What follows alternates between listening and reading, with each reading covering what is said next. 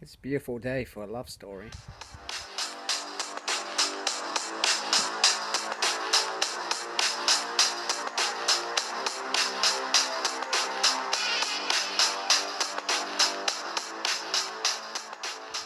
Welcome to a Smurd P video and Happy New Year. It's now 2019 and it is a beautiful day in Basingstoke. And today I'm looking at Go-Go Power Rangers issue 15. I cannot believe we are this far into the series now. And it feels like yesterday that this series started. Now first of all, we've got a lovely picture of Jason and Trini having a good old smoochy-rooney. And then the usual Go-Go Power Rangers number 15. Here's the writers and the artists and the letterers, etc, etc, etc. Some gumph down there, and that's about it for the front page, or the cover. Let me start that again. The cover, that's what I meant to say. As usual, you get who's written it, who's done the colors, who's done the covers, who's done the variant covers, etc, etc, editors, designers, la la la la. Right, that's that bit over with. So our flashback this time is Trini, and she used to be a runner. It's pretty cool. And she's clearly trying to outrun a plane. They're clearly next to an airport or an airbase, I guess.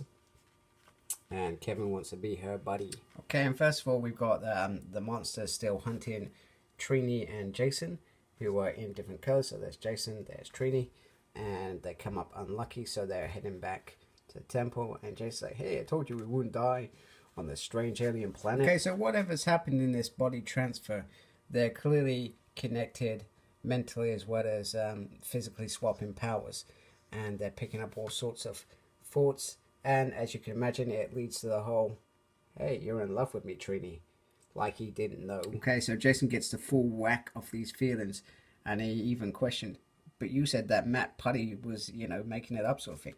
And she said she lived on a military base for many years, hence why, and she never really got a chance to make many friends, or she did make friends and they would move on.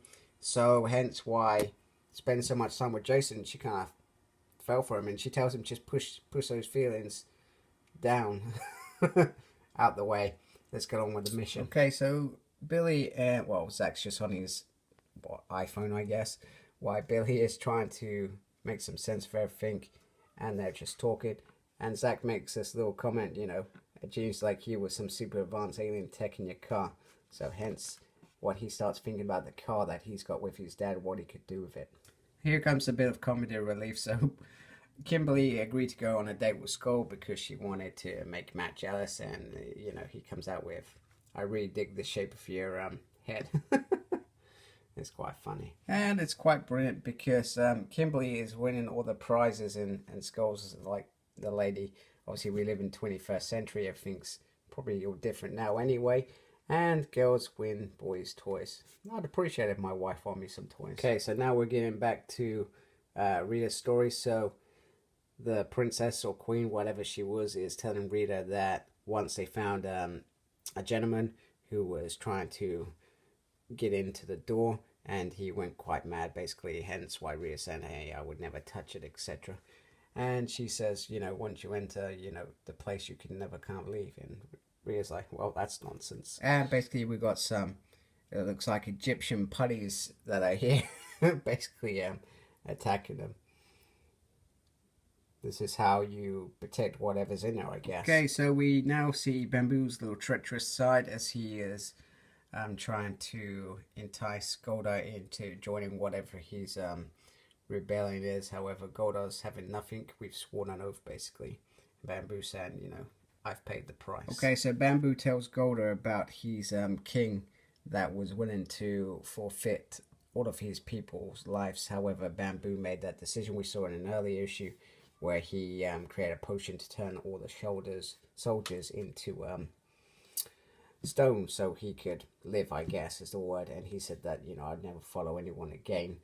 And Golda's perhaps thinking, "Hey, maybe she is unfair." Okay, so Kimberly's going about how good this date is, and Skull, bless him, sees right through it. He was hoping that perhaps she was over Matt, and clearly he's not.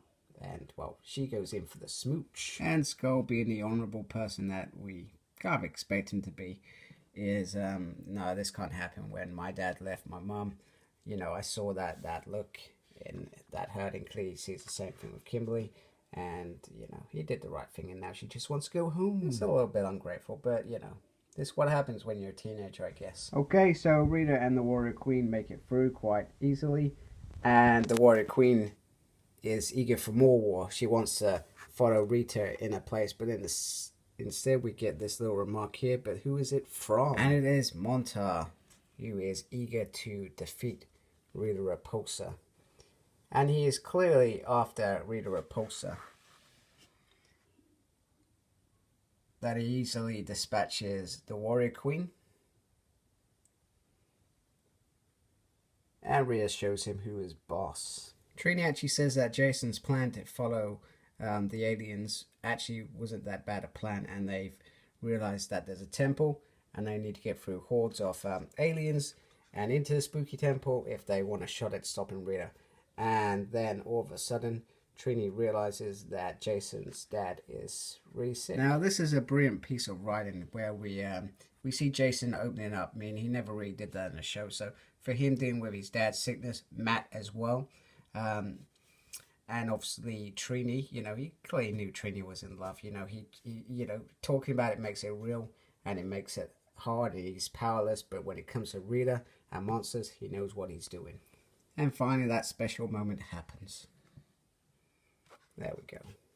Okay, there's going to be no more traps in front of them, and Rita hasn't unleashed this whatever it is weapon because of the influence it might have over me if I try. So clearly something to do with her as well. Now this is quite brilliant. You know, we never saw how Rita got the dragon power coin. Clearly it was put here for a reason. Clearly whoever this person is, this wielder, once before was ended up here for some reason dead. So it's going to be quite interesting how we move into the next phase. Are we going to see Green with Evil straight away?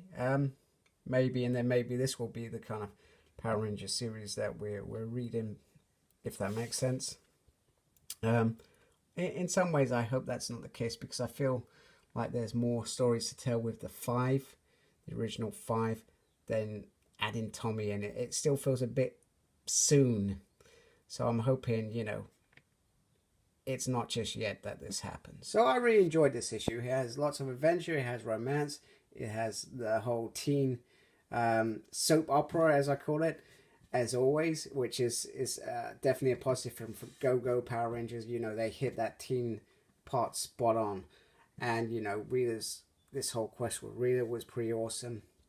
I would have liked Morta not to perhaps be killed so quickly. I think he would have been a brilliant adversary. Oh, damn it, I can't say the word. Adverse. Oh, it's not happening. You know, against the Rangers, I think they could have had a great scene with him coming into that for this next arc to not finish up, but to, you know, give them something really to fight for. And Trini and Jason getting together is just beautiful. Just beautiful. So thank you for watching. Like my page, SmurredP. Embrace the geekiness. Like, comment, subscribe, and take care. Goodbye.